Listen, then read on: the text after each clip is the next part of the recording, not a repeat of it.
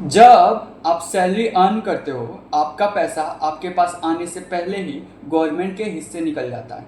लेकिन अमीर लोग एक ऐसा सिस्टम यूज़ करते हैं जिससे वो लीगली अपने टैक्सेस को मिनिमाइज करते हैं, और ये सिस्टम आम लोग समझते ही नहीं। आज हम सीखेंगे कैसे टैक्सेस का हिस्ट्री और कॉरपोरेशन का पावर अमीर लोगों के फेवर में काम करता है। रॉबर्ट कियोसाकी बताते हैं कि टैक्स सिस्टम असल में शुरू हुआ था सिर्फ अमीर लोगों को टारगेट करने के लिए, लेकिन वक्त के साथ मिडिल क्लास और पुअर लोग सबसे ज़्यादा टैक्स पे करने लगे। रिच डैड का एक गोल्डन रूल था, the rich don't evade taxes, they use the law to avoid them.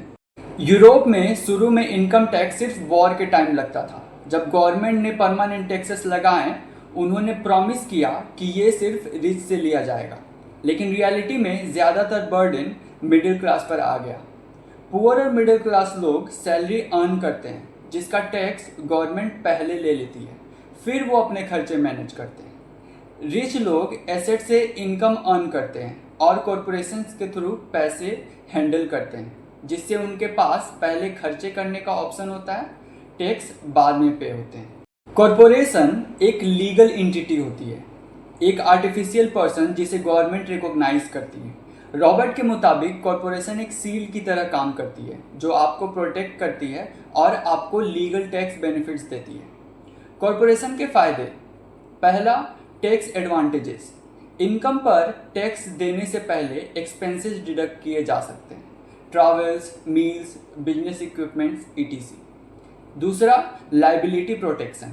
अगर बिजनेस फेल होता है तो कॉरपोरेशन के डेट्स आपके पर्सनल एसेट्स को अफेक्ट नहीं करते। तीसरी, एसेट प्रोटेक्शन।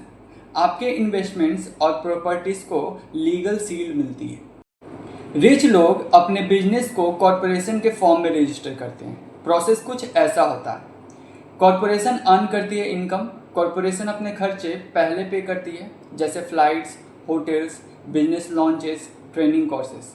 जो बचा हुआ प्रॉफिट होता है उस पर कॉरपोरेशन टैक्स पे करती है, जो आम सैलरी अर्नर से काफ़ी कम होती है। मिडिल क्लास का प्रोसेस उल्टा होता है। सैलरी अर्न होती है, पहले गवर्नमेंट अपना टैक्स निकालती है, जो बचा उससे एक्सपेंसेस कवर होते हैं और सेविंग्स बहुत कम होती है। एक्शंस प्लान क्या होनी चाहिए? फाइनेंशियल एजुकेशन में इन्वेस्ट करो ताकि तुम लॉ के अंदर रहकर अपने टैक्सेस कम कर सको।